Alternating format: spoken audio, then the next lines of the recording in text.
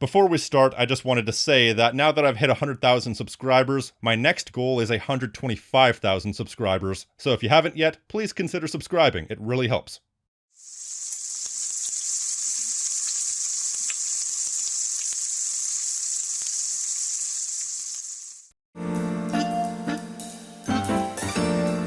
GTA 3 was the game that changed everything. It revolutionized gaming like few games ever could, introducing the open world concept to a mass audience like some had tried before and all had failed. It also ushered in a new perception for gaming, because before GTA 3, gaming was overwhelmingly considered a childish activity, whereas GTA 3 was a mature-rated game with such a level of popularity amongst casual audiences that gaming from that point forward became more adult. It caused an entire continental shift in what developers made and what people expected out of games. But with that said, just because GTA 3 was revolutionary, that doesn't mean that it was perfect. It's definitely a game that, much like any other GTA game, has highs and lows, so I'm gonna rank the missions. This is every Grand Theft Auto 3 mission ranked from worst to best.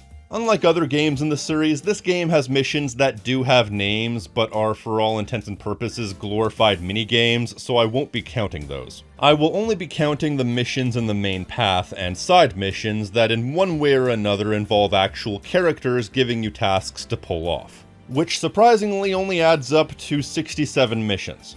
So close. This number will differ from certain lists, and the game is definitely light compared to its contemporaries. Not only with fewer missions, but also less variety, what with there being no motorcycles or helicopters and only one aircraft. Which means some of these entries will get a little bit repetitive, and what am I judging these missions for? Well, purely and simply the subjective amount of fun that I had while playing them. No more, no less. With that said, let's start with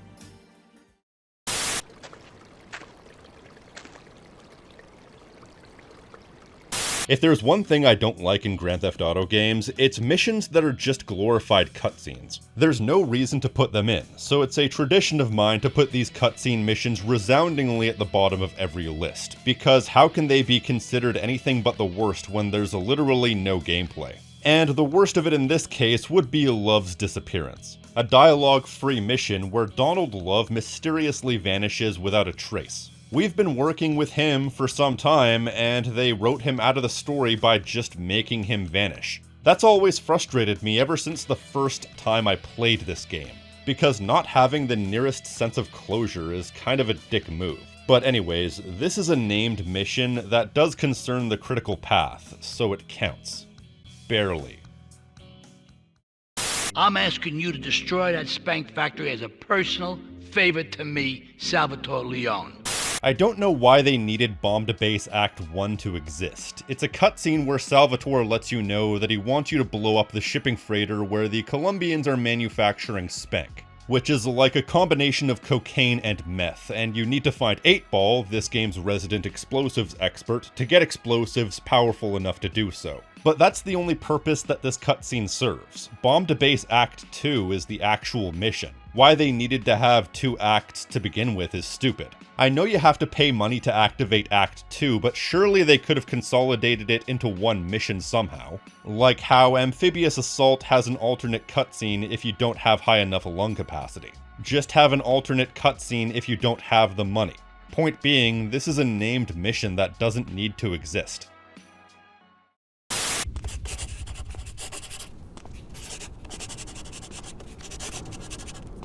Ransom is another glorified cutscene, there's no two ways about it, but it is fairly unique in that it's a mission that's triggered by another mission. Once you finish the mission SAM, this cutscene is activated automatically once you get back to the construction site. Asuka is killed. By the way, I know that it can be pronounced Asuka, but I'm pronouncing it the way they pronounce it in the game.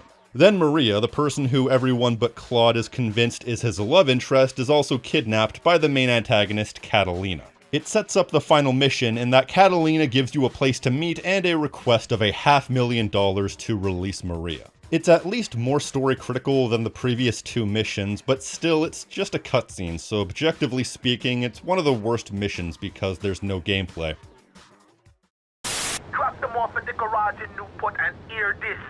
They're no use to me, all broke up now. It didn't take me 10 seconds into Gang Car Roundup to know that this was going to be the worst mission in the entire game, or at least the worst actual mission. So the story here is that King Courtney, leader of the Uptown Yardies, wants you to get gang cars from a few gangs around the city so they can sneak into enemy territory as they please. Simple enough. The problem is, not only is that the only structure you're given, these gangs are really far away. King Courtney is situated on Staunton Island, but the only other gang car that he wants from that island belongs to the Yakuza. The other two gang cars that King Courtney wants belongs to the Italian Mafia and the Diablos, both of which are on the first island, Portland. Which means you have to drive back and forth at least twice, assuming you can get to the lockup without destroying your car, but also, these cars have to be in very good condition before King Courtney will accept them. He won't just take a damaged car and fix it up with his own resources. No, it has to come down to you to fix the cars that he wants in order to accept them. This mission takes just shy of forever. It's dreadful. It's a boring slog of going to and from places, there's very little story context to make it worth it, and there's no structured action. The only action you might have is whether or not the gang members fight back when you steal their shit. Gang Car Roundup sucks. No two ways about it, but at the very least it's only a side mission, so if you only want to play through the main missions, you don't have to deal with it. SWAT teams have cordoned off the area around my associate and the package. Get over there, pick up the van, and act as a decoy. Decoy is the final mission for Donald Love, unless you count Love's disappearance, which personally I barely do. In a previous mission, which we'll be getting to shortly, you escorted an armored car containing some mysterious package to a lockup in Shoreside Vale, the third island.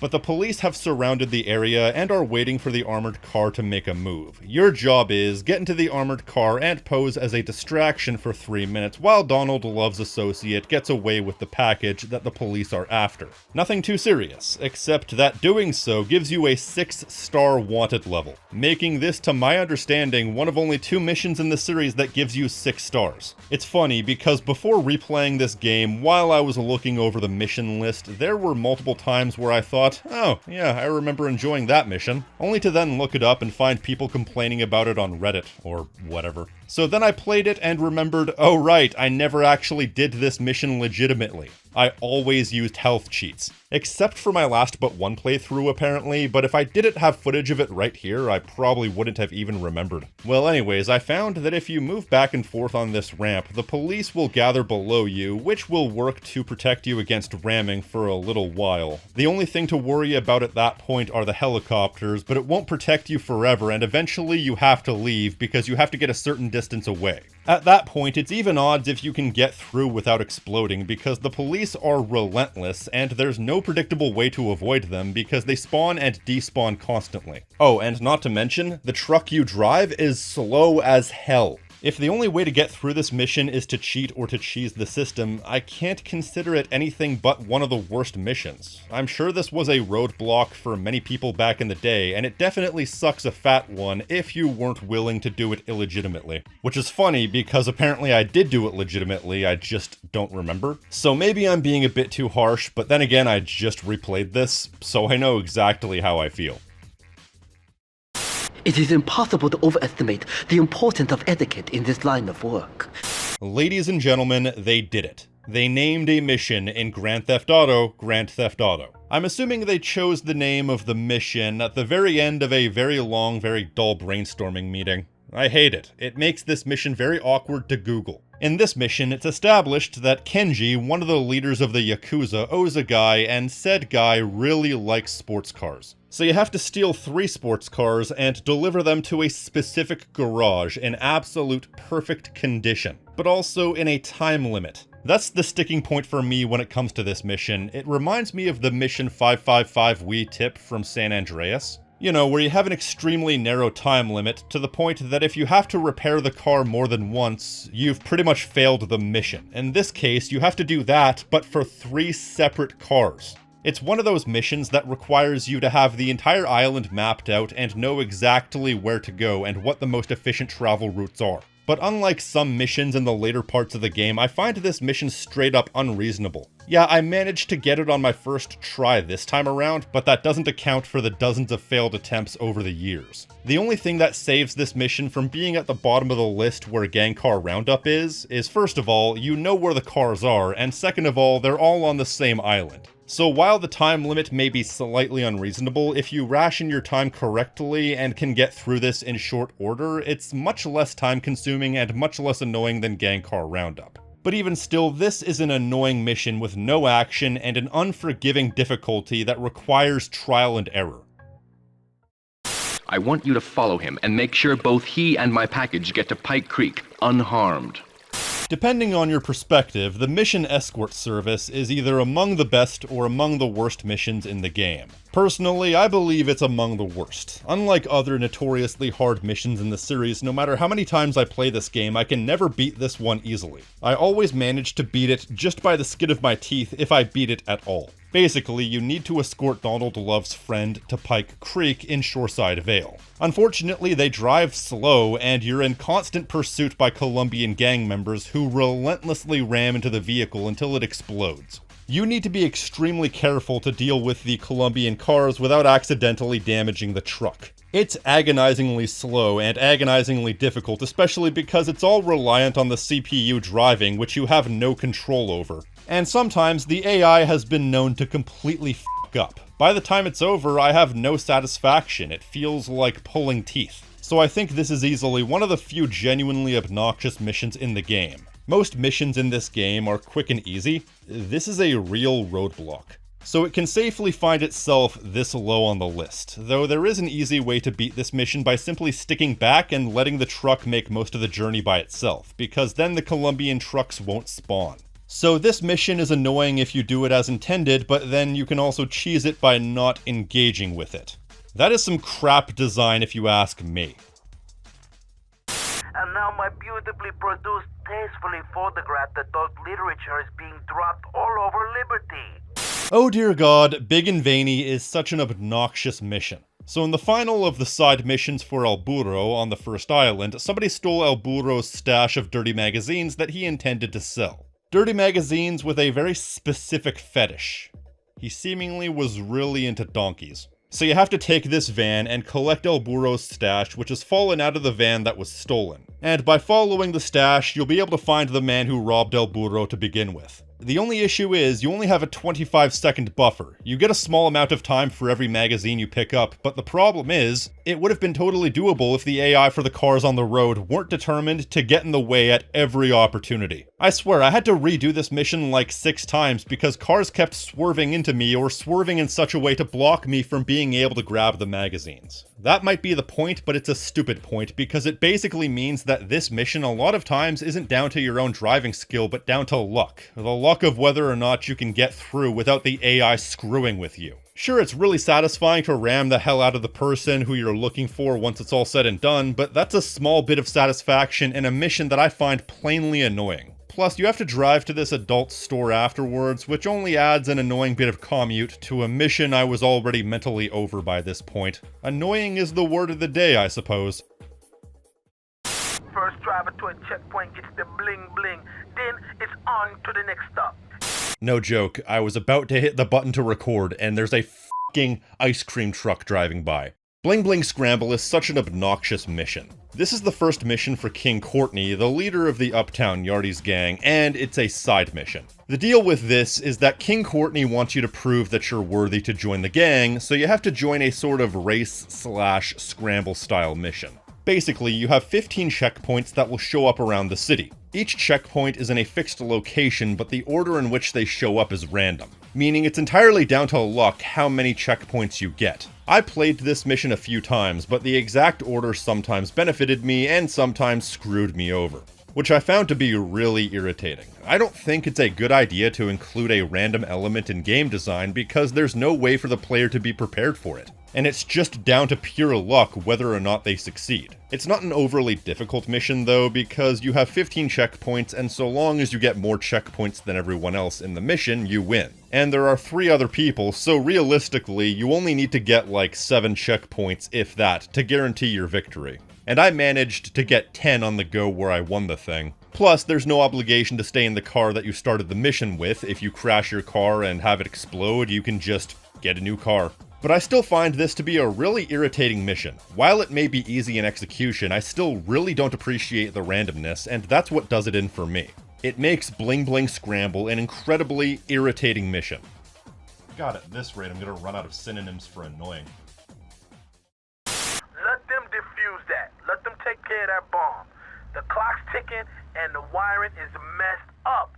Rigged to Blow is quite frankly a very cliched mission in the grand scheme of Grand Theft Auto, even at this point because I remember missions like it in GTA 1 and 2. There's even another mission like it earlier in the game, which we'll be getting to at some point. Rigged to Blow is a mission for D-Ice, leader of the Red Jacks on Shoreside Vale. It's an optional mission which is good because it's really not fun. So the idea of this mission is you have to take D-Ice's vehicle all the way from Shoreside Vale to Portland, which for reference is the other side of the map, because it has a bomb in it that's going to blow up after 6 minutes. So it's quite a ways to travel. In theory, because if you take the underground tunnels, I got there before the timer got halfway, so it's actually quite a trivial mission. Though if it gets damaged too much, the bomb will prematurely explode, and it's a bit arbitrary what counts as damage. You can drop off a 30-foot cliff completely fine, but don't you dare drive into a lamppost. I guess this mission is significantly less annoying than it could have been, especially with the underground tunnels, but it's still a really arbitrarily long way to travel, and then you also have to repair it before you give it back, which can be really annoying. Any mission where you have to return a vehicle in perfect condition has an 80% higher chance of being on my shit list because in a lot of cases, the damage the vehicle takes is completely down to NPCs swerving into you.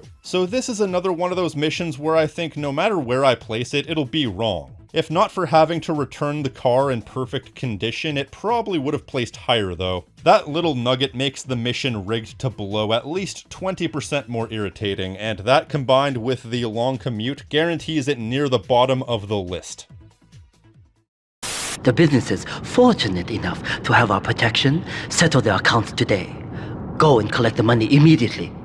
Shima is a nondescript mission with a lot of driving, especially for this game, so Kenji needs you to go and collect some protection money from 3 different areas. The first briefcase is out in the open with nobody there, so it takes no effort. The second one also takes no effort. The only bit of action here is that there's a member of the Diablos gang waiting to attack you near the briefcase, but you can just run them over. And the third briefcase can't be found at the location you're supposed to get it at because some gang members just ransacked the place and took the money. So you have to go all the way back to Portland to find the gang members, whack them, then get the money back, then get all the way back to Kenji's casino. While I'm normally okay with the driving missions in this game because the map is small, this I think is a rare exception because even a small map can create too much travel if you're going from place to place to place. And you have to drive all over the map here, and the action to travel ratio is unacceptable given the fact that there's a measly 1 decent gunfight in the entire mission. And everything else is just go here, go here, go here. It's not a good mission if you ask me. It's not unbearable, it's just really boring. He's under armed protection in Witsec property down in Newport. Some apartment behind a car park. Torch that place.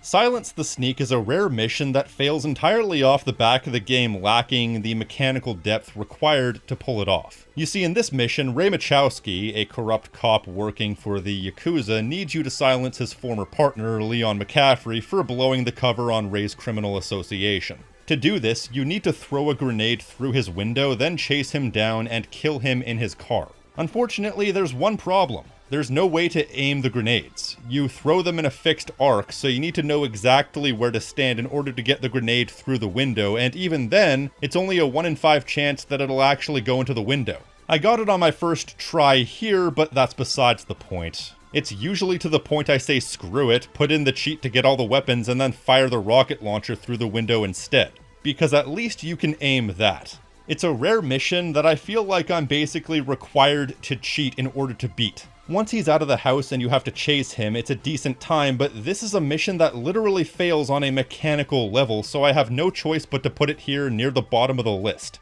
But more so towards the top of the bottom of the list, if that makes any sense, because I'll still take this mission over many of the worst.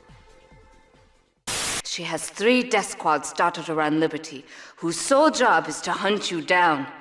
Bait is a mission that could have been cool, but it's one of those cases of a mission that's basically ruined by its strict adherence to the script. Basically, the Yakuza have set up an ambush in a spot in Shoreside Vale. Claude's tasked with luring some Colombians over to where the Yakuza are because the Colombians want Claude's head on a stick, so it makes sense that he's used as bait. Unfortunately, there are so many ways to fail this mission, chief among them is if you destroy the Colombian cars yourself instead of bringing them to the ambush. What? So the goal is to destroy these cars, but if you don't destroy them in the right way, you fail?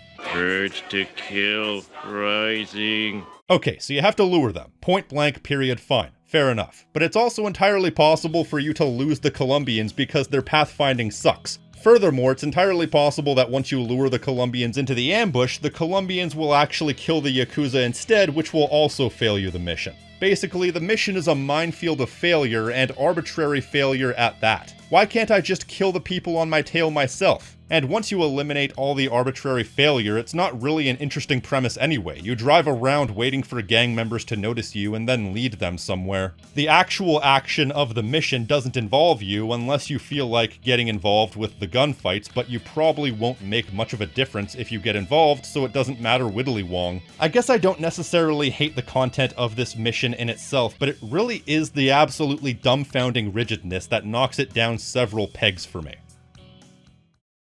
The thieving bastards are threatening to tell the insurance company if I don't give them a cut. Can you believe it?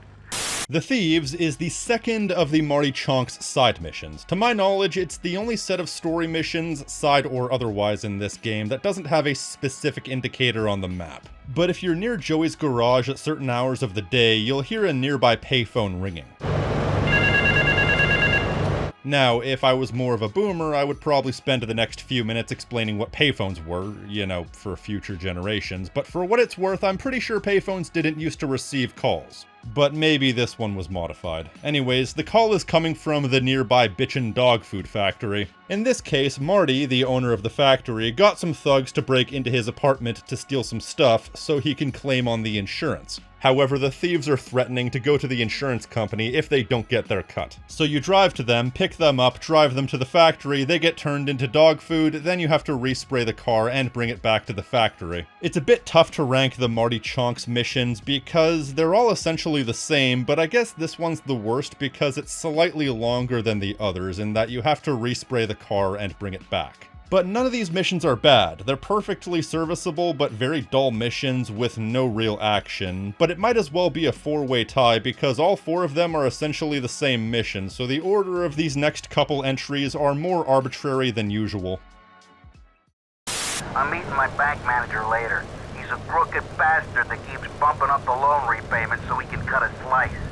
The Crook is the first of the Marty Chonk's side missions. In this case, a bank manager has been overcharging him on his loan payments and skimming the difference. So you pick him up, drive him to the dog food factory, Marty kills him, then you drive the car to the nearby crusher to dispose of the evidence. It's a perfectly fine mission, just like the last one, but I rank this one as marginally better because in this case you have to drive the car to the crusher, which is a slightly more interesting resolution than having to drive to and from the respray shop. Next. My wife has an insurance policy, and all she's ever been to me is a hole in my pocket.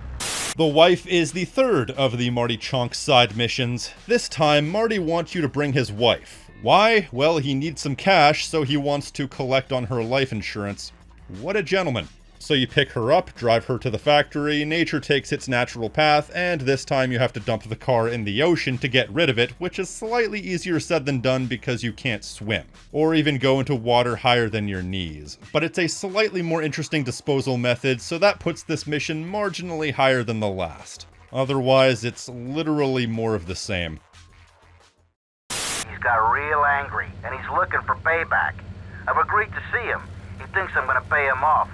You know I've only spent like 2 minutes talking about the Marty Chonk side missions, but it feels like an eternity. But finally, we come to the last one, her lover, which I think is the best, and that's for one simple reason. So in this case, Marty's now late wife was seeing a guy who Marty owed money to, so they agreed to meet. And you think the universe would take its natural course, but actually no. Once you pick the guy up and drive him to the factory, he susses out that Marty was trying to turn him into dog food and instead opts to just shoot Marty dead. Which means you don't have to dispose of the evidence. Marty dies, mission over. So this mission is automatically the best of the 4 for at least cutting straight to the point. If you're gonna have 4 missions be essentially the same, having the 4th mission basically be over as soon as it starts is the perfect way to end it if you ask me. Moving on. A gang of no-goods has threatened to remove my starring member if I don't pay them a cut. I Scream, You Scream is a mission for El Burro. El Burro has a side mission based around less than wholesome videos, and some gang is threatening to cut off his member if they don't get a cut. So your job is to hijack an ice cream van, load it with explosives, drive it to their compound, and blow them to Kingdom Come as soon as they walk up to the van. So yeah, kind of a basic mission if I'm being honest. The hardest part is to steal the ice cream van, but it has nothing to do with the actual ice cream van itself. It has to do with the fact that the ice cream van is in Italian mafia country, and unless you play these missions right when you get them, those guys are incredibly aggressive towards you. So basically, it was nigh impossible to steal the van without accidentally aggroing the Italian mafia, but once you steal the van without them noticing, it's fairly rudimentary. You just park the van with the music playing and let the mobsters walk single file into an explosion. And even if you do miss them, you can still kill them in the old-fashioned way and pass the mission anyway. A lot of missions in this game are saved by having a short length, whereas I feel like this one is slightly over long to be saved in that regard. And it's also too nondescript to be saved by the mechanics, so it's uneventful, and the length ends up leaving it on the slightly obnoxious edge of uneventful. I don't necessarily hate it, but I really don't like it. One of my girls needs a ride, so grab a car and pick up Misty from the clinic, then bring her back here.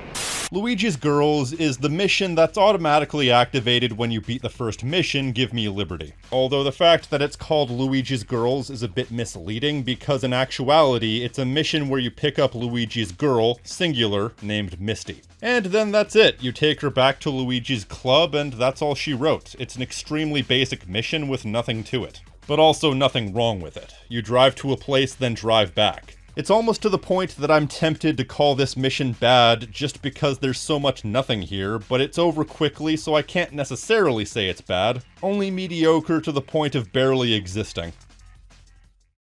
The Don's son, Joey Leone. He wants some action from his regular girl, Misty. So I'm not gonna lie, there are 3 chauffeur missions. I'm basically putting them back to back to back. Drive Misty for me is the slightly lesser of them because there's absolutely no action to it whatsoever. Joey Leone wants some action. Actually, I guess there is some action in that case. Well, Joey Leone wants some action from his favorite hoe, so you have to drive the hoe in question, Misty from the previous ranked mission, to his garage. This is a complete nothing burger of a mission, and unlike other nothing burger missions, this one doesn't even serve to introduce any sort of mechanic. The only thing it serves to do is introduce Joey Leone as a mission giver, but otherwise than that, this is a complete popcorn fart of a mission. Nothing notable about it whatsoever. This is Pop's capo, Tony Cipriani. Yeah, I'm Tony Cipriani.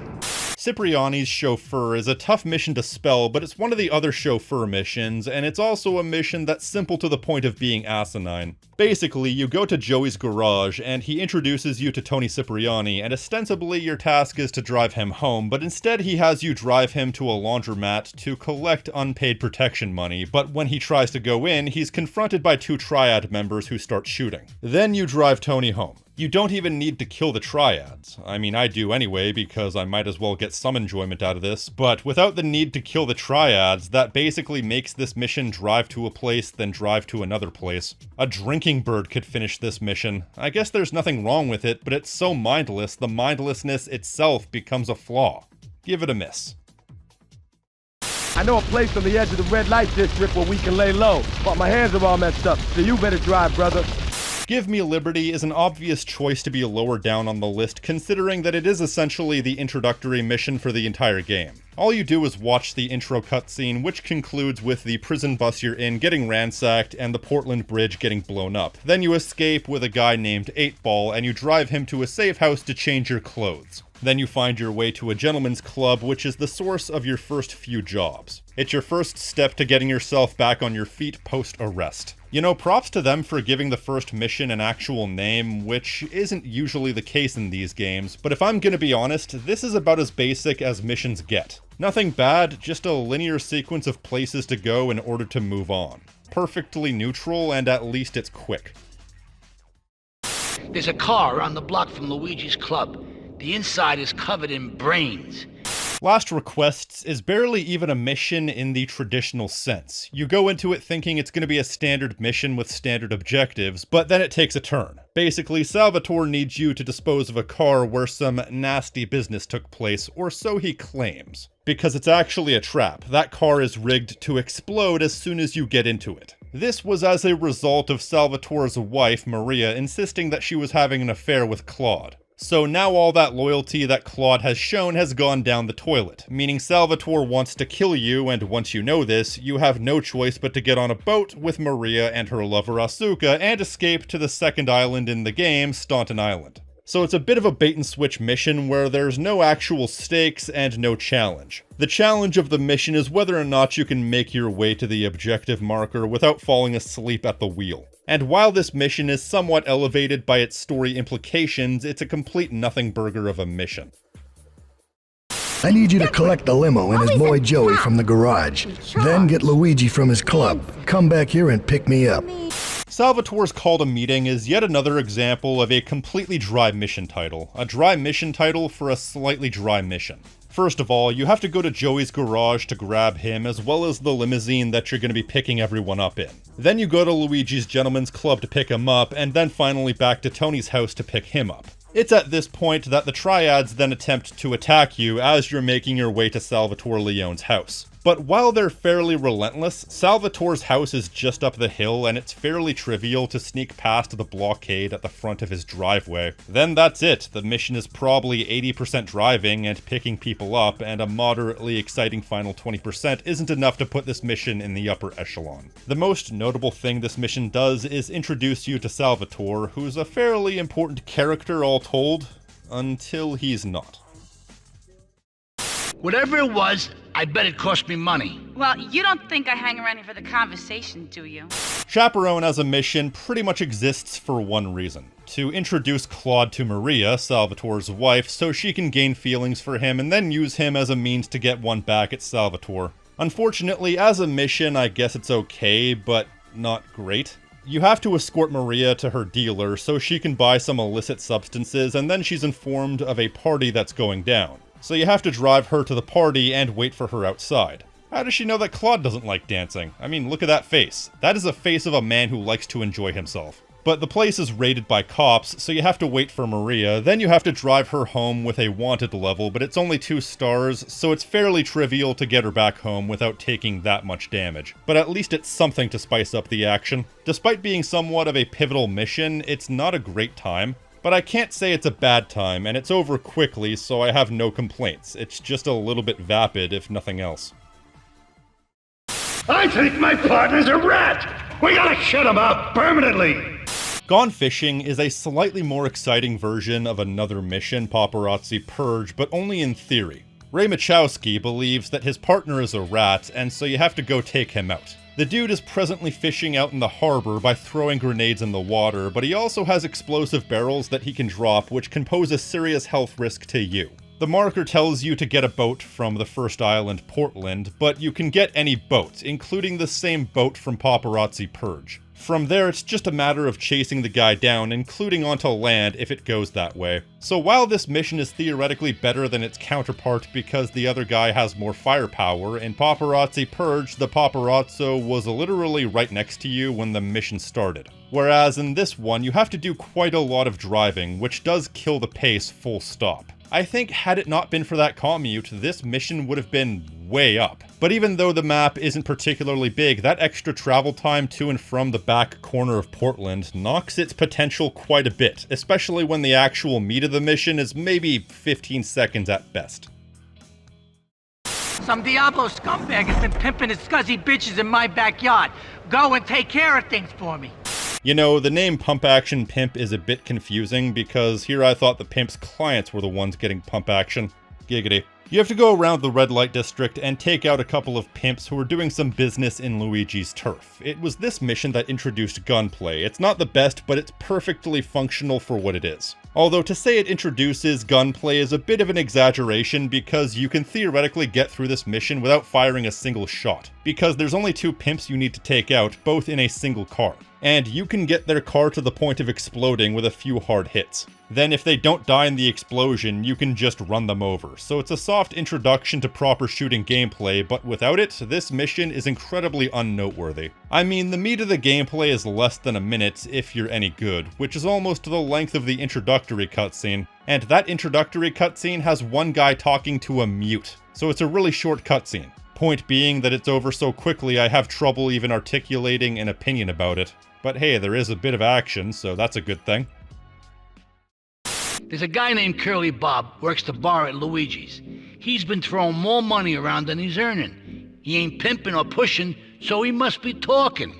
Cutting the grass is another cliche as far as mission styles in GTA games, although this is a cliche that was established with this game because tailing someone is difficult to do in a top-down style because you can't see more than 10 feet in front of you. Either way, there's this guy Curly Bob who's a big snitch, selling family secrets to the Colombian cartel. So it's Claude's job to follow him from Luigi's club to a nearby harbor to eavesdrop, and then take Curly Bob out. Tailing missions are generally pretty boring because they usually take way too long, and even though you're only driving a short distance, this is no exception. Mostly because the taxi that Curly Bob is being driven in is being driven slow as hell. With that said, however, something I found out while making this video is if you're driving a taxi, you can actually pick up Curly Bob from the club and drive him to where he needs to go. That's actually pretty cool. I had no idea that a mission like this had an alternate tactic like that. So that alone bumps this mission up a few notches, but otherwise than that, it's just a standard tailing mission you'll see a dozen times if you play through the series. Hell, the spooko-meter even comes back in later games, but at least killing Curly Bob in the end is a nice little capper. Though I will say it would have been really funny if the moment that Claude saw Curly Bob talking to Catalina, he just gunned the car and ran all 3 of them over. You know, putting an early end to the game's main conflict, but alas. Maybe somebody can animate that. Chunky Lee Chong is pushing Spank for some new gang from Colombia or Colorado or something. I'm not really sure. Who needs details anyway? Farewell, Chunky Lee Chong.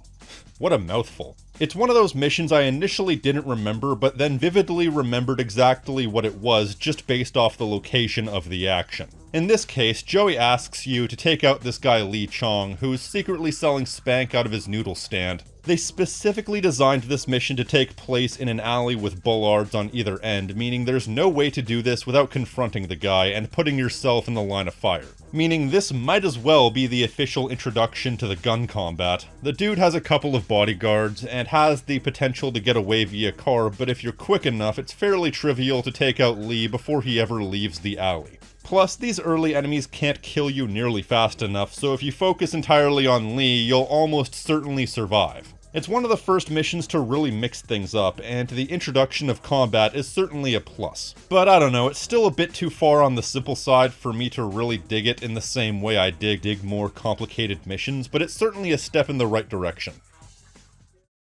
The Colombian cartel have ignored repeated requests to leave our interests in liberty well alone. Now they are negotiating terms with the Jamaicans in order to humiliate us further.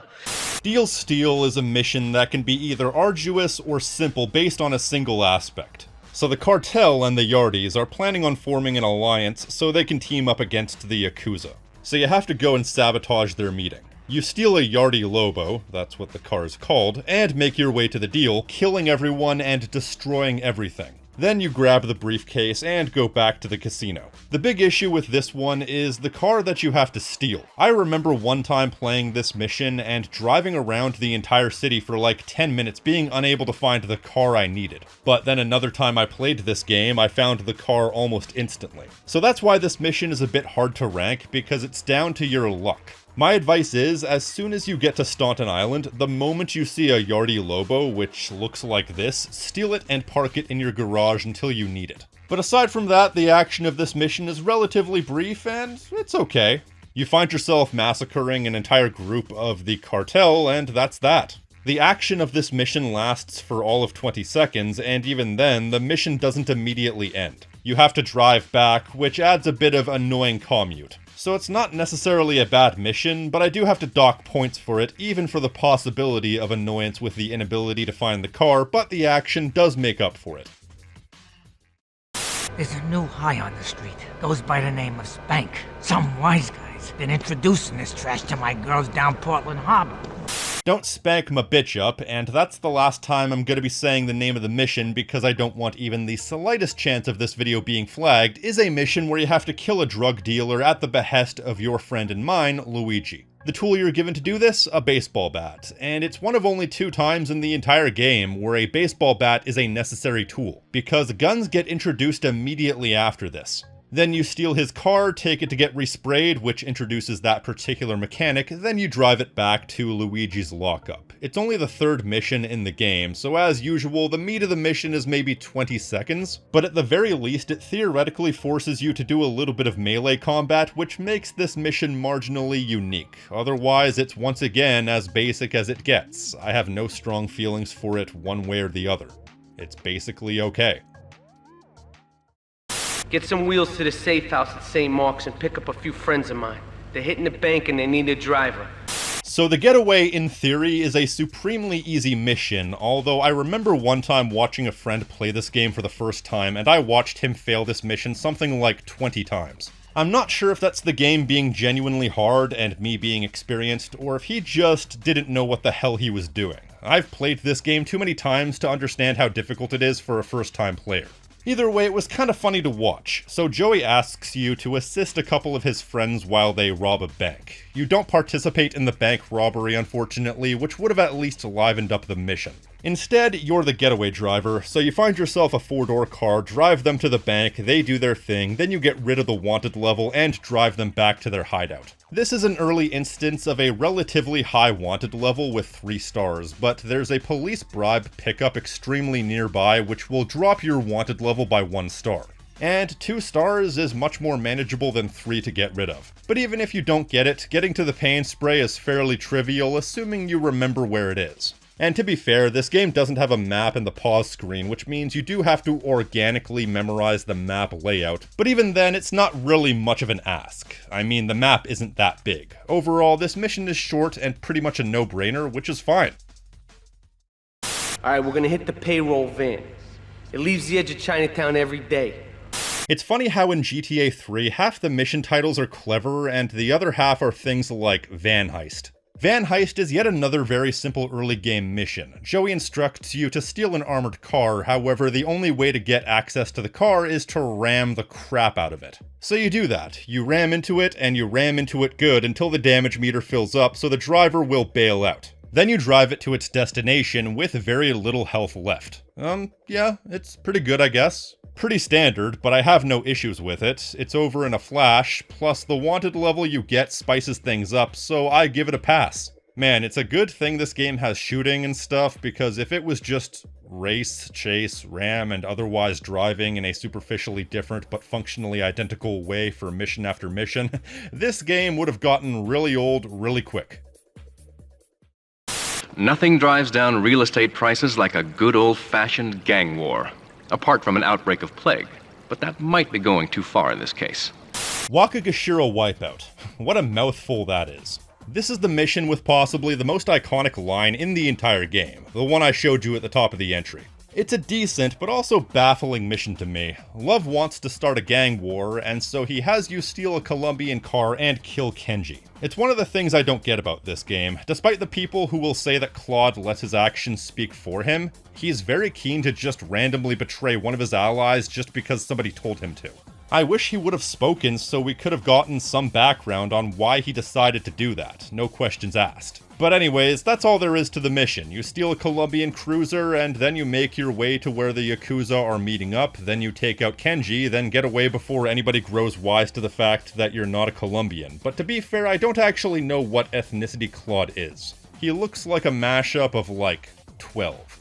You do get a 3-star wanted level here, which is odd, but whatever. It's something that's completely manageable. Either way, the bulk of this mission takes however long it takes you to run over Kenji, then ramp off the parkade, and that's it. An action that takes significantly less time than it takes to steal one of the Colombian cars. Thankfully though, finding a Colombian car is much easier because they spawn with a higher frequency and look distinctive enough that you can tell what the car is from far away. Plus, I kind of already had one by pure chance, meaning this mission was over in a flash, long before it overstayed its welcome. Two of my boys will be there any second to check you for a ride, see if you're the article or a sister or something. Uzi Rider is certainly a mission. King Courtney wants you to prove your worth, and so you have to take a couple of gang members along with you to Diablo territory and kill 10 Diablo gang members. And you can't leave your car. Uzi Rider is a very focused mission, I'll give it that. They give you one job. Kill 10 gang members with a specific weapon from a specific vehicle, and that's it. Plus, when it's all said and done, you have to take the gang members that you were stuck with and deliver them back to Yardi territory. I feel like the action of the mission, the killing of the Diablos, is a simple but stimulating part of the mission, especially when you're avoiding getting thrown out of your vehicle, which will be an instant fail. Can't say I thought this mission was amazing or groundbreaking, but other than the over long commute, I enjoyed it for what it was. Shooting people is its own reward and all that. So I find Uzi Rider is devoutly okay. Perhaps you could help deal with a situation that has me at a disadvantage. Of course, failure has its own disgrace. Kanbu. Kanbu, that's a funny word. Kanbu Bust Out is the first mission given to you by Kenji, brother of Asuka. So there's a high-ranking Yakuza associate who at the moment is locked up, and it's your job to break them out. First of all, you need to find a police car. Thankfully, there's one near where you start, then you need to rig it up with an explosive, park it next to a wall at the police station, detonate it, and get the hell away with the Kanbu. The wanted level does make things interesting, especially since you're basically forced to jack another police car to get out of the police station, but the paint spray won't accept cop cars. So you have to risk your safety by switching cars mid-journey. Otherwise than that, this mission is quite a bit of setup, but not a lot of payoff. Doing all the prelim stuff is a bit of a faff, and the ultimate payoff isn't really all that worth it, since it's just a short police chase. So I think this mission balances out as being pretty okay, but not much more. Go collect the cash and bring it back here. Watch out for the triads. They may be shoving a firecracker up your ass.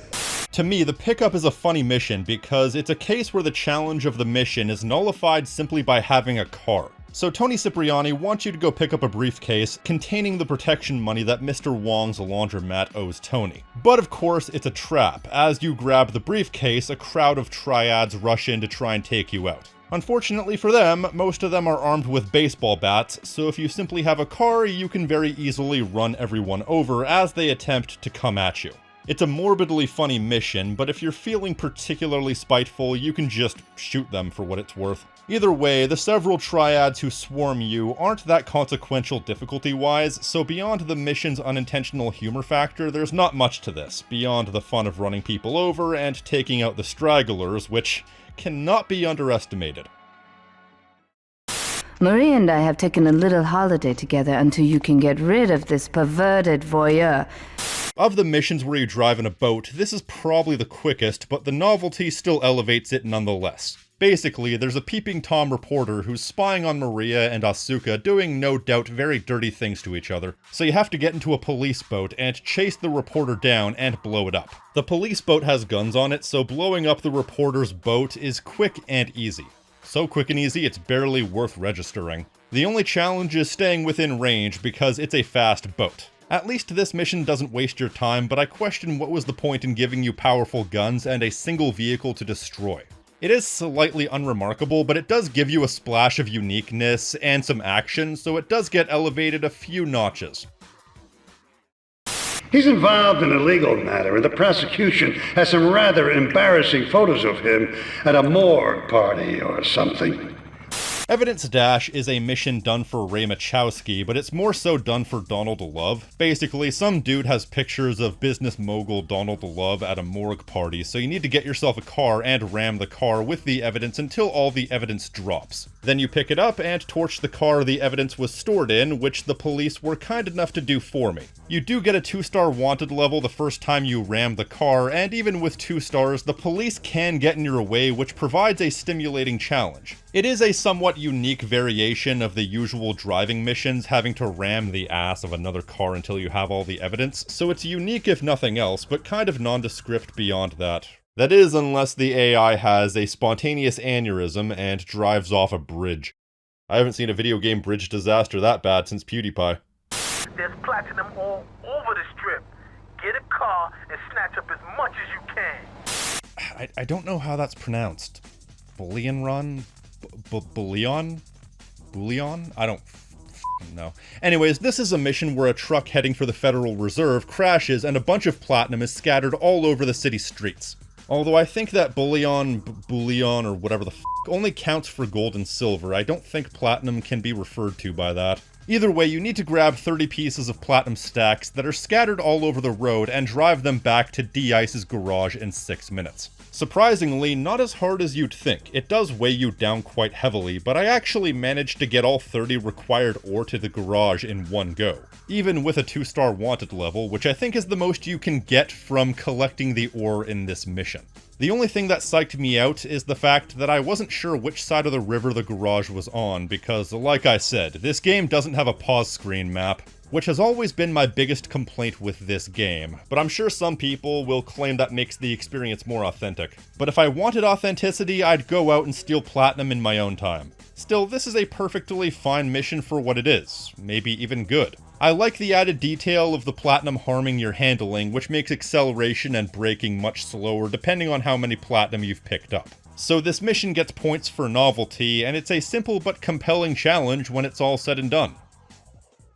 But already you are gaining a reputation on the streets. There is a street race starting by the old school hall near the Callahan Bridge. It's weird that they named a race mission Turismo, like after the car type in the series. But either way, the mission Turismo is your standard race. They tell you to find yourself a fast car, so the difficulty of this mission is more down to whatever car you can find, and thankfully I knew exactly where to find a Banshee. But with that said, this race is maybe a bit too long, especially because the vehicle durability in the original release of GTA 3 is, well, let's be honest, abysmal compared to later games. But I got through it just fine. I guess you won't necessarily have that much trouble beating the other racers because I managed to finish first and never even saw the other racers. So the real challenge is getting through it with perfect enough driving that you don't trash your own car before you're finished. Which is a fun little challenge if I'm being honest. It's basic as far as challenges go, but I won't say I didn't enjoy the mission. Races are a bit of a basic setup, but I can't deny that I didn't have a fun time with the Turismo race. But also, because of the basic gameplay, I can only put it so high. Our source in the police has informed us that one of our drivers is a strangely animated undercover cop. Two-Face Tanner is a mission that's really good. For about 30 seconds. Asuka has let you know that one of the Yakuza is an undercover cop and you need to go and take him out. So basically, you drive over to Kenji's casino, which takes longer than the actual bulk of the action in this mission, then you simply have to destroy the car this guy Tanner is driving, then if he doesn't die at that point, you have to take him out while he's running on foot. The most challenging aspect of this mission is the fact that the moment you interact with Tanner, you get 4 stars, making this pure chaos. But given how quickly you can take out Tanner, it's kind of inconsequential. I like this mission in concept, and it's a fun mission while it lasts, but it's just too short to make a lasting impression. Sure, it doesn't waste your time, but I would have placed it a lot higher if it did waste a little bit more of my time. Or at least if this part of the mission wasted more of my time. It's time you met our man inside the LPD. Here's a payment for the last little job he did for us. So in the mission Under Surveillance, Asuka briefly mentions how she has a police contact, and this isn't a police contact that simply paid lip service to. His name is Ray Machowski, and we get to meet him in the mission Payday for Ray. In this mission, you have a very slim time limit to get from payphone to payphone all around Staunton Island, and every time you get to a payphone, you'll get a tip on where to go to next, until you finally meet Ray in the public bathrooms in the middle of Belleville Park. This game's stand-in for Central Park. And that's the extent of it. It's a very simple notion, but it allows for driving with purpose. The narrow time limit encourages getting to know the layout of the map for the best routes, and despite other missions being similar, this one benefits from being short. Yeah, some missions can basically do the exact same thing and vary heavily in quality based on details like length and narrowness of time limit. The mission Grand Theft Auto, for example, fails on both these fronts. So it's quite an adrenaline-fueled mission. It's not exciting in a narrowly escaping a gunfight sort of way, but more in a I can make it sort of way. A bit too simple to be amazing, but definitely up there. Alright, there's a car stuffed with a stiff at the cafe near Callahan Point. And here we have the first appearance of the Forelli brothers. Some may remember the name Forelli from later games, but in this case it's just the brothers. So in the mission Dead Skunk in the Trunk, Joey needs you to dispose of a car by driving it to the Crusher on the south side of Portland, because there's a dead body in there and they need to dispose of the evidence. Who is this guy? No idea. He's just known as the unknown Forelli gang member, which is funny because despite not even having a name, he still has an entire entry on the GTA wiki. Man. Whoever wrote that must have been having a supremely dull evening. But once you get into the car, 2 more cars driven by the Forelli brothers show up, and you can either take them out to make the mission easier, or you can just try to get to the Crusher with them in hot pursuit. And that's basically it. There's no grand nuance to this mission in describing why it's fun. It's fun because it's a fun chase. That's it. Personally, though, I think the more interesting part of this mission is the implications of what it means for the Forelli family. This was the first of the 6th gen games to have been made, and so they couldn't have possibly planned this far ahead. This is the last of the Forelli family. After several crushing defeats during Vice City and Liberty City stories, by 2001, we've beaten them down continuously to such an extent that they're no longer a mafia family, they're just a couple of brothers and apparently a few ancillary faceless mobsters. That's a fun Easter egg, if unintentional. The policeman's ball is being held at the old school hall near the Callahan Bridge, and they'll be looking for some old school action. The Fuzzball is an early game mission with some urgency at last. In theory, because even though it's a mission with a time limit, it's still a bit on the easy side. Basically, there's a police ball and they need some entertainment. So Luigi has you drive his hose to the party. You have 5 minutes and have to deliver at least 4 of them. Which isn't much of a challenge considering that there are a lot of cars around you that are 4-door cars, so you only need to make a minimum of 2 trips, and it's not like Portland is a particularly large chunk of the game map, so you'll easily get at least 4 of them there on time. The real challenge is getting all 8. I've only managed to do that once, which isn't worth it monetarily. Each hoe you deliver is worth $500, and so you'll get a minimum of $2,000 for finishing the mission, and a maximum of $4,000, which is a drop in the bucket as far as the whole game is concerned. But sometimes a challenge is worth it just for the challenge alone, and managing your time and distance in order to get all 8 hoes to the party is a satisfying challenge if you pull it off. And hey, even then you may fail at getting all 8, but at least you won't fail the mission. So I like Fuzzball. It's simple but effective for what it is. The CIA seems to have a vested interest in Spank, and they don't like us screwing with the cartel. Marked Man is not as fun in practice as it is in theory, but it's still good. Basically, Ray Machowski is a marked man and needs to get out of the city, so you have 3 minutes to get him to the airport. And I know the passage of time is different in GTA than it is in real life, but wouldn't it be funny if it were actually 3 minutes? Like, he would just run into the terminal and get on his flight? I mean, this game was being made before 9/11, so it's possible he could have done that. But anyways, the most readily available route to the airport is under surveillance by the CIA, who have a kill-on-sight policy for Ray. So theoretically, you could fight on the bridge, I've done it before, but the time and equipment you need for this is not quite adequate. Once you figure out you can just go through the nearby tunnels and easily get Ray to the airport within the 3-minute time limit, the tension of having to fight turns into the tension of having to go double quick. Though I still would have liked to fight. Even still, it's not exactly an easy ride with Ray with the 3-minute time limit, even once you have the route down. So there is some tension to be had, and at the end of the mission, Ray gives you a bulletproof Patriot, which bumps this mission up a few notches in itself. So I like this mission. It gives you a rare type of tension. It's just that it could have been more. I want it to rain mackerel. We're talking real biblical here. Nothing low budget. Blowfish. This is the second mission on the list, but the first mission chronologically that involves driving a car rigged with explosives. Basically, it's the final mission for Tony Cipriani, and the final mission in the Triads vs. Mafia subplot. Tony has 8-Ball rig up a garbage truck with explosives, and you need to drive it straight into the heart of the Triads' base of operations, their fish factory. You have 2.5 in-game hours, so 2.5 minutes, and you can't damage the truck too much, otherwise it'll explode more violently than most cars in the game. This is by far the better mission between the two missions of this type. The distance is much shorter, which means the mission doesn't overstay its welcome, and if you do mess up, it means the amount of time between failure and getting back to where you were isn't annoying. The time limit keeps the tension high, and despite being only a drive down the block in comparison to rigged to blow, it's still no easy feat to get to the fish factory without exploding.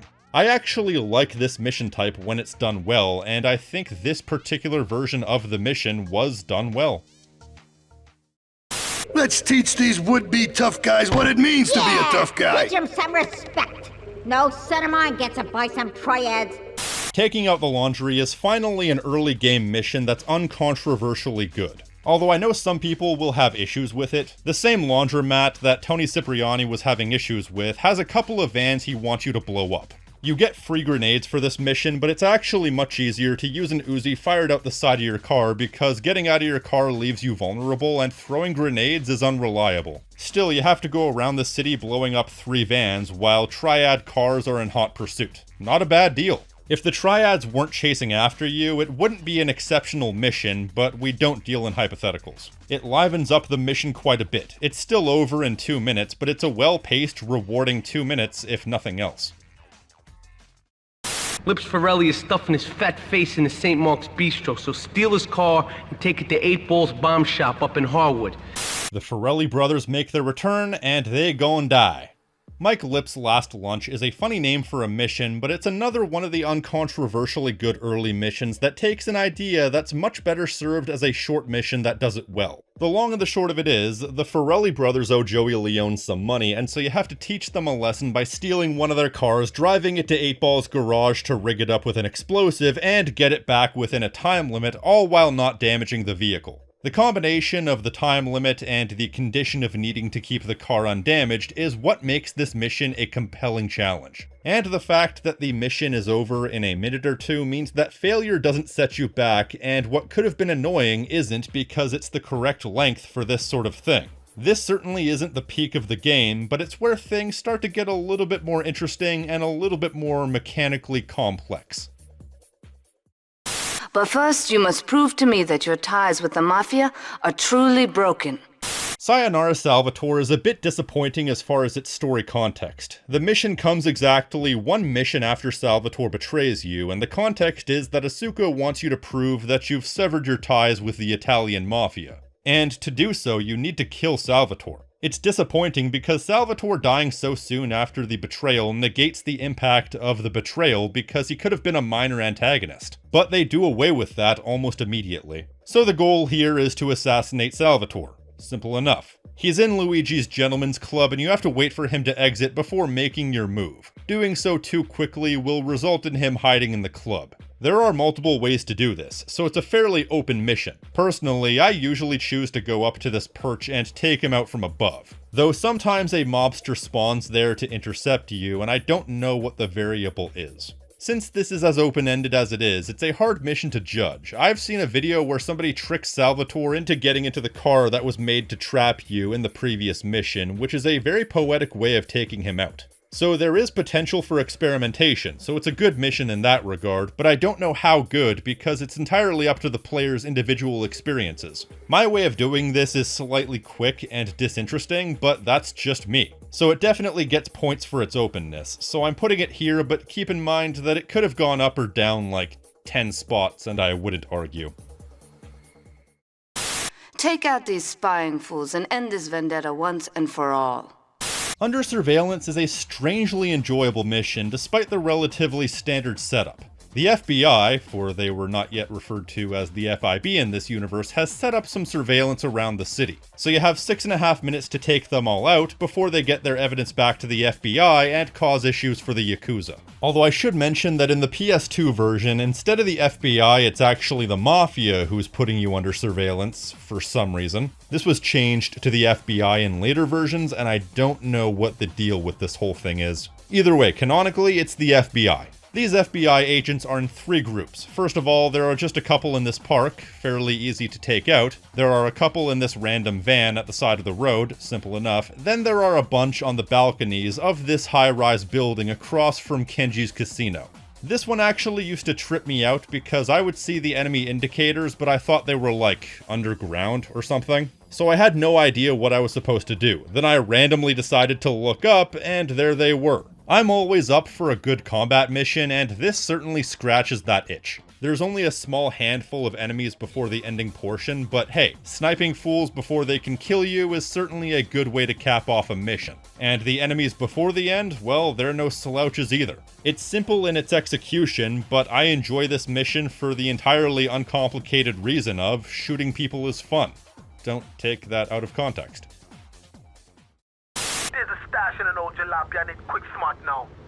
Kingdom Come is the final mission for King Courtney, and this is the mission where he sells you out to the Colombians and in particular Catalina, so they lure you into a secluded area and block off all 4 of the main exits with vans. Then spanked up madmen will run at you in theoretically infinite numbers and will explode when they get anywhere near you. I could succinctly describe them by calling them a certain type of bomber, but YouTube doesn't like that word.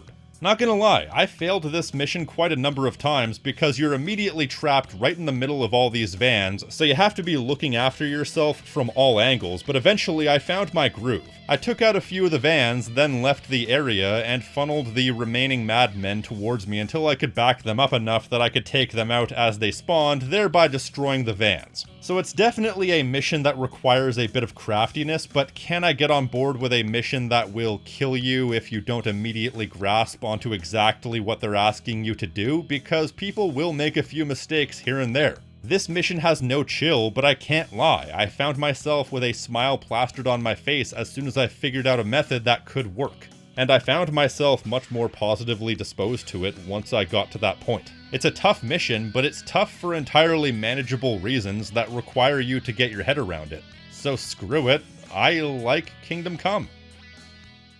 Yardy pushers line Liberty Street, selling packets of spank like they were selling hot dogs. Those cartel pigs are laughing at us. At me! SmackDown, but it's only Wednesday. At time of writing. The mission SmackDown is actually a recurring mission name in the series, most notably belonging to a mission in GTA Advance, objectively the worst mission in the entire history of the series, and I will not be hearing anything to the contrary. Meanwhile, SmackDown in GTA 3 isn't bad at all. In fact, I would say it's pretty good. Damn good, in fact. So despite all the seeds of dissent that Claude has sown between the Yardies and the other gangs, they still ended up teaming up to push Spank on the streets. So Claude is tasked with taking out at least 8 Spank dealers, and each one of them is only on the street for a limited amount of time. Once they've made their deal, they disappear. So you have to get a little bit lucky first of all, but also you have to be quick on the draw.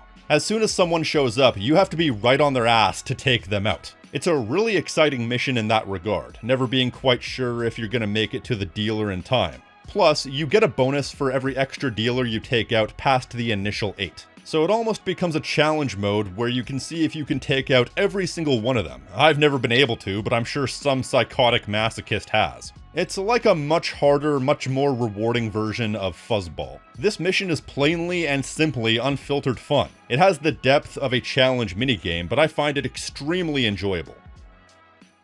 There's a car parked up the way. There's some stuff in there to put these sissies on blast and wreck all their armored stuff.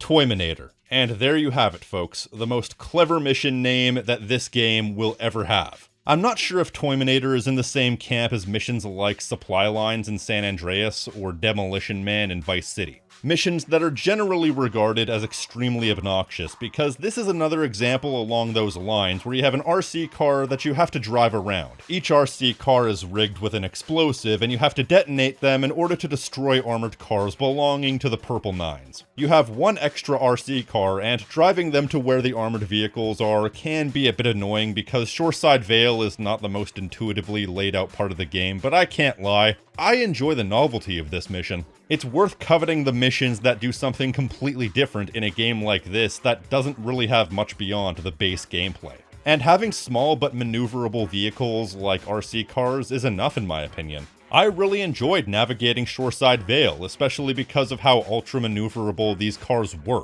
Novelty is an important thing in games like this with 60+ missions. But then again, I also enjoy Demolition Man and Supply Lines, so maybe I'm just completely crazy. I've hidden a throbbing weapon on the edge of Chinatown. Take it and teach these triad vandals to fear El Burro's well-endowed wrath.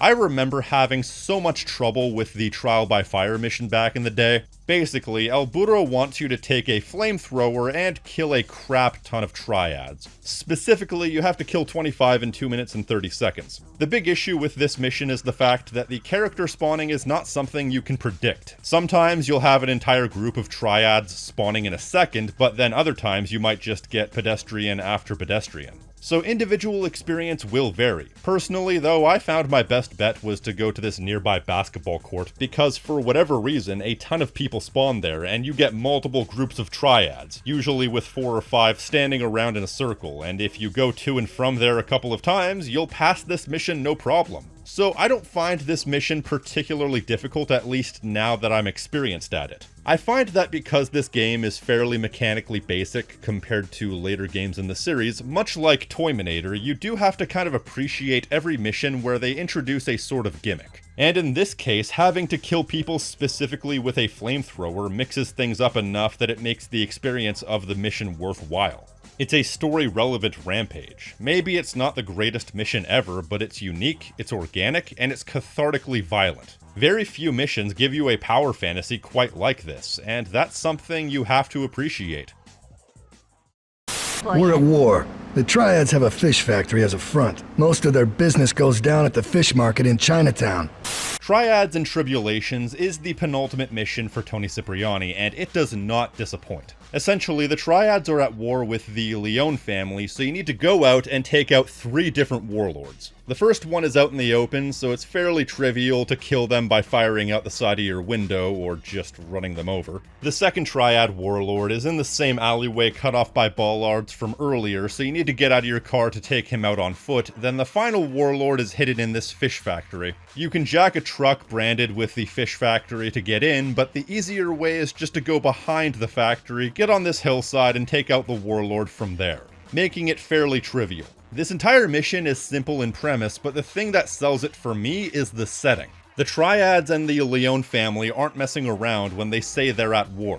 They're engaging in full-scale firefights in the middle of the street all over the place, all while you're having to take down these key figures. This is a situation where it feels climactic just in how they're using the NPCs to enhance the action. Plus, I enjoy that all 3 of these warlords are taken out in different ways. The first one is basic, the second one forces you on foot, and the third one forces you to be a bit crafty. It's like a better, more structured version of the mission Riot from San Andreas. So I quite like this mission. If they wanted to tie up the Triad rivalry subplot here, I wouldn't have questioned it, but as you know, the real finale was the mission Blowfish, which we've already covered. Unfortunately, they blew their load a bit early. I've been there.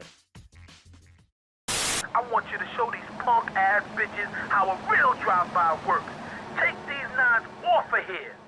Uzi Money is basically a revamp of the Mission Uzi Rider with a few differences. In this case, you have 2.5 minutes to kill 20 Purple Nine's gang members. But you can also use any vehicle you want, and you can get in or out of as many vehicles as you want. It's just that you have to make sure to use the Uzi from the side of the car because that's the only kill that counts. Plus, you're also going to find yourself getting harassed by Purple Nine's gang members and cars who will swarm you. Like other missions on this list, Uzi Money relies on luck of the spawn, by which I mean it relies on whether or not you can have enough gang members spawn in order for you to get as many as you need, plus it also relies on how many Purple 9's cars will spawn, because in the 2 attempts that I had, a different amount spawned each time. So it's a little down to luck, but I can't lie, I really enjoyed Uzi Money. I found that there was a pure challenge and catharsis of being able to avoid the cars while also being able to round up and kill the gang members. Plus, they're easy to spot because purple really stands out. It was a simple challenge, but it was also one that I found myself really enjoying as it went. Uzi Money is a mission I wouldn't mind doing again anytime.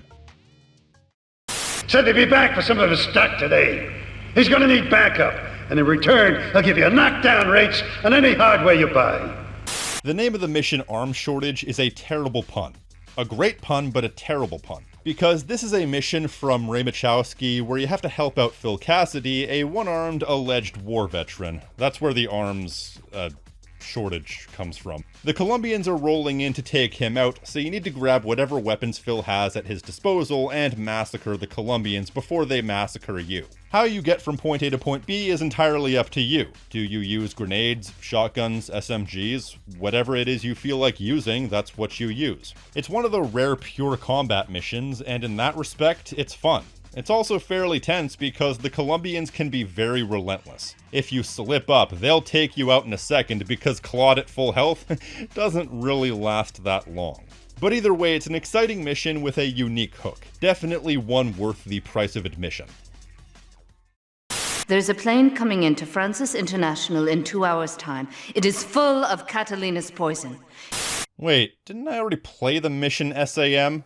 No, that was actually another mission, A Drop in the Ocean, which we will be getting to shortly. This, meanwhile, is basically a direct copy-paste of that concept with a few alterations. So a plane is flying into the airport, and you have to explode it and get all the packages inside it, which gives you a 4-star wanted level. Then you drive back to the construction site and deliver them to Asuka, only to be met with the ransom cutscene, which we've already discussed. This mission is great, but it does lose some points for a few reasons. First of all, being pretty well a copy-paste of a better mission. Second of all, only giving you 4 stars, which makes it less interesting. And third of all, the way this mission is balanced means that you have to wait like 90 seconds for the plane to arrive, which really kills the pace. But still, it's not a bad mission at all. Having to get back to the construction site with 4 stars is a decent challenge, but since it came to the party wearing the exact same dress as another person and didn't wear it as good, it does lose a few points, but only a few. It's still a mission that has a good amount of challenge, a fun hook, it feels epic without being too big, and it's slightly open-ended in how you want to take out the plane. I think this mission is, well, damn good. They agreed to go toe-to-toe. A gang of them against 2 of us, or rather, 2 of y'all. It ain't a rumble without me, because otherwise the mission wouldn't happen. This is the only other case in the game where the baseball bat is a necessary weapon. Basically, the Purple 9s are challenging the Red Jacks to a rumble, which is a gang fight with no firearms, just blunt weapons.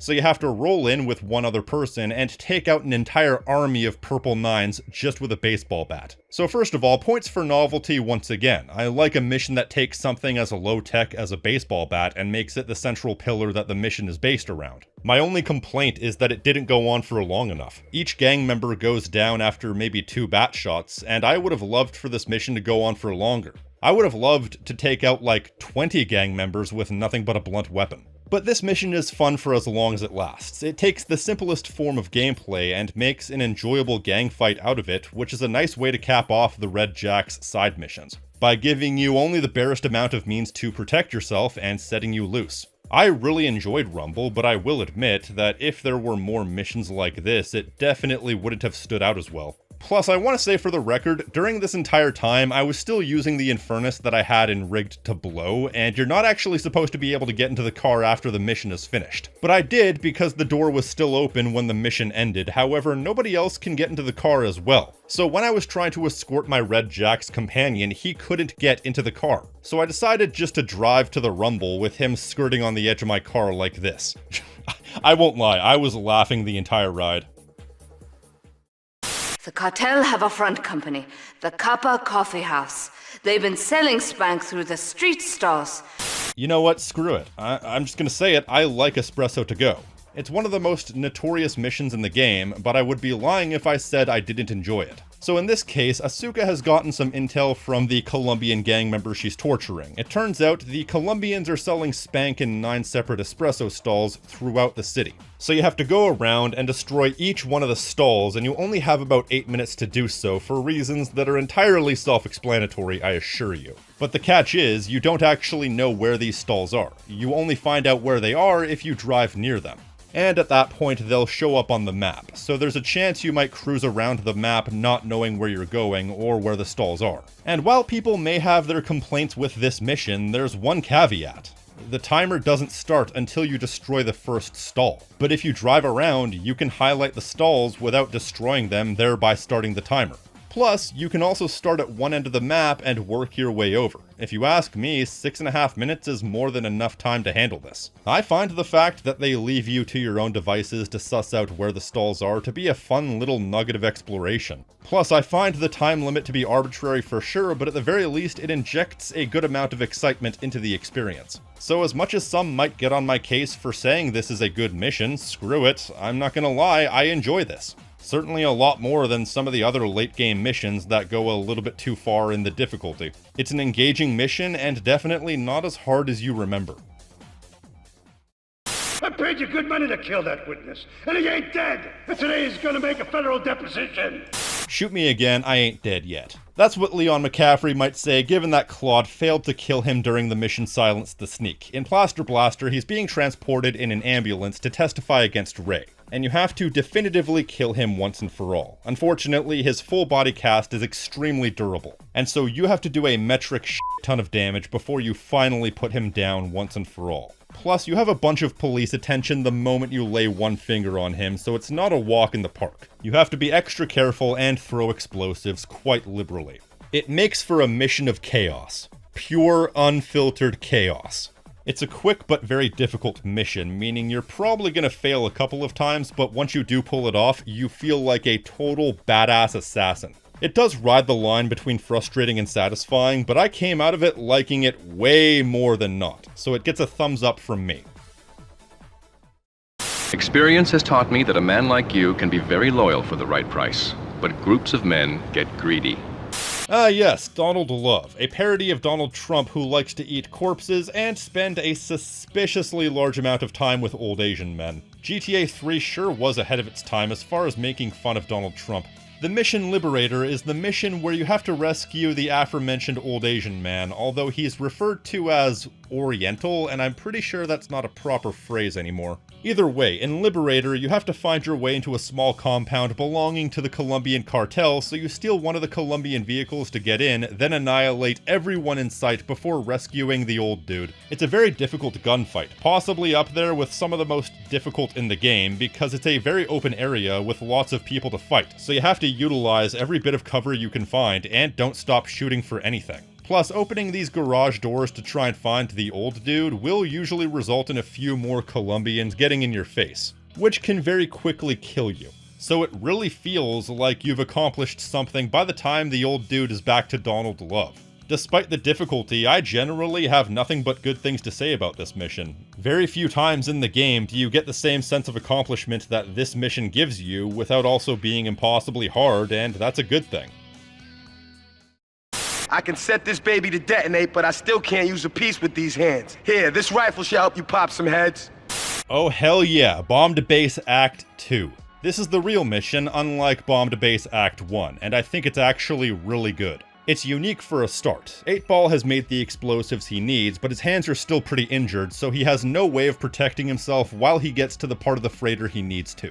Although the fact that he's doing most of the work makes me wonder why Salvatore came to you first. Either way, he needs you to use a sniper to take out all the personnel on board before he plants the explosives, which is no small feat. I failed this mission 100 times when I was younger.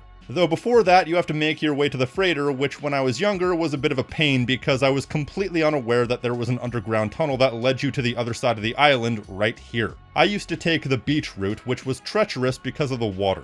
Either way, once that's all sorted out, you get to your perch and hopefully quickly and precisely take out everybody in 8 Ball's way, making this one of the rare missions that requires you to be absolutely precise, which is a bit difficult, especially with analog sticks. Even to this day, first-person aiming with analog sticks is more art than science. But once you pull it off, you're on top of the world and you get rewarded with a crude animation of the freighter sinking. Damn right. This mission is tough, it's unique, and man, is it satisfying to pull off. In these days of moral hypocrisy, certain valuable commodities can be hard to import. Someone once said, I was merely a drop in the ocean. Sorry, that's the song Genetic Process by Pyramaze. One of my favorite songs. Anyways, a drop in the ocean is simple, but it's easily one of my favorite missions. You need to drive to the dock, grab a boat, and then pick up 6 different packages before time runs out. Then you take them back to Donald Love, but once you have the packages, you find yourself with a 5-star wanted level. Any more than that and they would have had to send in the army. So how you get back to the island and how you get back to Donald is up to you. But it's a pure, unfiltered, organic experience that's ridiculously satisfying to pull off. The only drawback is the drive is a bit of a trek, so if you fail this mission, it's a bit of a challenge to get back to square one. But either way, it's one hell of a mission. Just for the pure chaos of dealing with the cops and giving you the total freedom to get where you need to go without needing to get rid of the cops. You see, cop chases can be fun, assuming I'm not supposed to wait a certain amount of time or, protect the vehicle I'm in. Great mission, nothing more to it than that. My real objective was hidden on the plane all along. Unfortunately, the Port Authority seized the plane and were stripping it down until I intervened at great personal expense. I wasn't 100% sure if Grand Theft Aero was going to be the mission that topped the list for me, but I was pretty sure. In the end, though, I realized there was one mission that I preferred, and you probably know which one it is, but you could reasonably switch the top 2 and I could understand. With Grand Theft Aero, it's lengthy, varied, and action-heavy. While a lot of this game feels like a proof of concept for the entire sandbox genre, this feels like a mission from a game where the entire concept was more fleshed out. It's also the first mission where you have access to Shoreside Vale. It turns out that the packages you got from Donald in the previous mission, both in the game and on this list, were decoys. And the real packages are in a hangar in Francis International Airport. So you have to go there, but the entire place is overrun by Colombian gang members, so you have to fight through them, which is no easy feat, but then you find that the packages have been taken. However, there's a truck that matches the logo of the construction site on Staunton Island. So you drive over there and you're faced with some of the fiercest enemy numbers in the game. You have to go through a maze of half-built corridors with enemies that can kill you in a second. Getting through that is one of the toughest challenges in the game if you don't know what you're doing, and sometimes you have to employ arcane tactics, but it's easily one of the most satisfying experiences along with that. Then once you make it through, you get a cutscene where Catalina escapes, leaving behind one of her associates. From there, it's just a leisurely victory lap to Donald's residence before you finally pass the mission.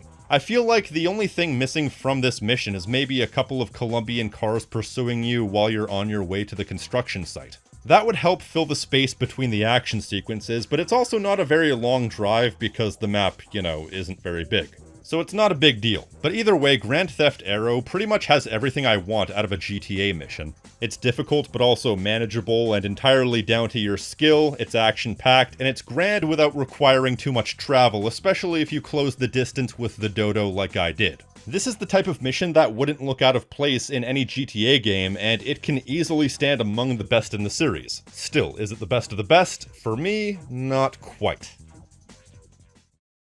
Well, I got news for you. Shooting you will be a pleasure, but dating you was only business. You are muy pequeñito, amigo. The Exchange is a nearly perfect mission for what it is. No ifs, buts, or coconuts. This is the final mission in the entirety of GTA 3. Everyone's dead or gone except for you, Catalina, and Maria. Catalina is demanding a $500,000 ransom for Maria, but as Catalina says, "But you haven't learned. I'm not to be trusted." So she takes your money and runs, leaving you at the hands of her associates. Plus, they also took your weapons when you came in, so you're basically up the creek without a paddle. But one expertly timed elbow and suddenly you have a gun. The task in this mission is to put an end to the game-wide conflict and take out your treacherous ex-girlfriend, Catalina the Spicy Latina. Anyways, once you get a hold of a gun, you have to fight your way out of the compound, which is a difficult fight given that you're essentially starting from scratch. Then Catalina attempts to fly away in a helicopter. There's a time limit before she makes her escape, but until then, she's circling around the dam firing missiles at you. So you have to make your way through the ground level of the dam, fighting through tons of enemies with powerful guns. Thankfully, there's a sniper rifle nearby for you to make it easier at first, but then you have limited ammo, so you have to choose your targets carefully, as there are a number of enemies that use different tactics, including a guy who tries to run you over, and a guy with a flamethrower. You have to get to the top area of this dam building, first of all to rescue Maria, but more importantly, that's where you find a rocket launcher, and using that rocket launcher, you blow Catalina straight to hell. That right there is the end of the game, and what a way to end it. This mission is pure chaos, start to finish, and I have a hard time finding any fault with it. It's arguably a bit too hard, but it's a manageable hard that you can make easier through discovering your own tactics. So it's a really insanely rewarding mission to play through, especially because you can't rely on the weapons you had going into the mission. So it's an action-packed mission that doesn't let off the gas front to back, has a unique twist, and ends with an explosion. And if there's one thing I know for certain, it's that all great missions end with an explosion. That's why The Exchange, while it may be a bit of a predictable choice, to me is the best mission in all of Grand Theft Auto 3. This is simply the best, in my opinion. By the way, comment question for those of you who made it this far. Do you think that when the screen faded out that Claude actually killed Maria? Or do you think he just fired a gun into the air to get her to shut up? I broke a nail and my hair is ruined. I mean, can you believe it? This one cost me $50. Post your opinions in the comment section below. The thing about GTA 3 is that because it was the game that codified the 3D sandbox concept for all intents and purposes, it was before they worked out how complex missions need to be. As such, many missions are very short, only adding up to 2 to 4 minutes of activity, usually consisting of one major task that doesn't take particularly long. But I feel like that's partially why GTA 3 holds up better than it probably should. Because it's a lightning-quick game. You're going from mission to mission to mission with barely any room to breathe. And while many of these missions aren't too complex, they also don't waste your time. I would rather have a series of missions that are straight to the point than have a series of missions that are complex but tedious. While it does occasionally get to that point, the majority of this game benefits from that fast pace. And given the fact that I can beat this game in about 6 hours on average, the entire game has a vibe of getting in and getting out before it gets old. And that's something I can really appreciate about it. So while I may not be overly positive on a hell of a lot of these missions, this is definitely a game that's better than the sum of its parts. And describing each mission doesn't necessarily do it justice, because describing the action may not make it sound too interesting, but experiencing it is where you learn how solid the whole experience is once it's all said and done. So while GTA 3 may have been surpassed by other sandbox games, it's always nice to go back to a nice, streamlined, short, pure experience, and it's absolutely something that I can play again and again. Maybe it's not kind to first-timers, but once you're used to it, it's a relic of a bygone era that's nice to come back to for its simple presentation and unique setup that you don't get in sandbox games anymore. While it may just be me, I do think that GTA 3 is still a worthwhile time, even if it doesn't hold up in many ways. But that's all I've got for this ranking, so if you like what I do here and want to support the channel, you can like this video, leave a comment telling me what you think, subscribe, and hit the notification icon so you're always up to date on what I'm doing. And if you want to support the channel in a more direct fashion, you can pledge to my Patreon for unique perks and rewards such as early access, Discord benefits, and exclusive content along with these fine folks right here.